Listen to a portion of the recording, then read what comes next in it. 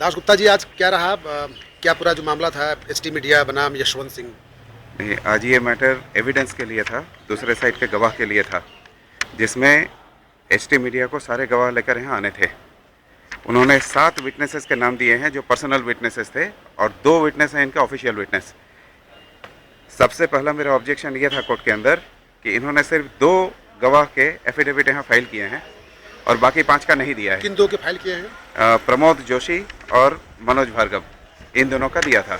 ये पूरा मुद्दा जो है ये प्रमोद जोशी को लेकर के रिवॉल्व करता है, लेकिन आज के डेट में सिर्फ 2 एफिडेविट आए हैं और गवाह सिर्फ 1 लाए थे वो कोर्ट के अंदर, और वो थे मनोज भार्गव, जो प्रैक्टिकली लीगल साइड देखते हैं। उनको मेन केस से उस तरह का डायरेक्ट लिंकेज नहीं है। और इंटरेस्टिंग बात इसमें यह है कि दोनों के जो एफिडेविट्स हैं ये 95% करीब करीब सेम है, हूबहू सेम है, 95%, बाकी 5% अलग है। तो सिर्फ उन्होंने मनोज भार्गव को लाए। अब वो भी उनका एविडेंस वो कंप्लीट नहीं करा पाए फॉर द सिंपल रीज़न कि इन्होंने जो डॉक्यूमेंट्स एग्जिबिट किए थे वो पूरा एग्जिबिट हुआ नहीं, और उस बेसिस पे उन्होंने उनका ओथ दिला करके सबसे पहले क्रॉस के लिए उन्होंने टाइम मांगा है, क्योंकि वो उसको कर नहीं पाए और सारे लोग नहीं थे। मतलब एविडेंस नहीं ला पाए वो? एविडेंस आज ला नहीं पाए। हाँ, और फिर उसमें क्या होना है, नेक्स्ट क्या होना है पूरे मामले में? नेक्स्ट ये होना है कि इनका जो गवाह है हमारे साइड से, मतलब हम डिफेंडेंट हैं, तो हमें उनका क्रॉस एग्जामिनेशन करना है। इसके लिए ही आज लगा था मैटर। मैंने वहाँ कोर्ट में उठाया सवाल जो है कि भाई जो जिनको मुख्य दिक्कत है प्रमोद जोशी को, हाँ, वो तो आए नहीं, और मैं अपना वर्किंग आवर खराब करके ये मुद्दा उठाया। ये डिफेंडेंट 1 जो यशवंत सिंह है, उन्होंने, जो मेरे साथ थे, उन्होंने ये उठाया कि जिसका मेन कंप्लेंट है वो आदमी आता नहीं है। He is not present even today, last time भी वो प्रेजेंट नहीं थे। और बात ये थी कि बाकी जिनका एफिडेविट नहीं दिया है इन्होंने, उसके लिए वो कहते हैं कि ये अब कंपनी छोड़कर चले गए हैं। उनके वकील ने कहा कि ये लोग कंपनी छोड़ करके चले गए हैं। 7 लोगों में शायद नवीन जोशी का भी नाम है। हाँ, नवीन जोशी का भी नाम है। कहना बाकी लोग छोड़ करके चले गए हैं, तो उनको कोर्ट की तरफ से हम समन करवाएंगे। कोर्ट का समन जाएगा तब वो लोग आएंगे। तो ऑब्वियसली हमने ये ऑब्जेक्शन उठाई कि भाई ये केस को अपना डिले कर रहे हैं, ये प्लेंटिफ है, इनको अपना कोर्ट केस देखना चाहिए जल्दी। प्रमोद जोशी के पास भी कोर्ट का समन जाएगा? नहीं, प्रमोद जोशी के पास नहीं जाएगा, क्योंकि इन्होंने ये नवीन जोशी के पास जा सकता है। नवीन जोशी के पास जा सकता है, लेकिन ये उनको एप्लीकेशन यहाँ देनी पड़ेगी कि उनको मैं खुद नहीं, कंपनी कोर्ट के थ्रू से मंगवाऊंगा, तभी वो लोग आएंगे। लेकिन मेन मुद्दा ये है कि प्रमोद जोशी जिनके इर्द गिर्द सब कुछ हो रहा है, ही इज़ नॉट प्रेजेंट। हम किसका क्रॉस करें?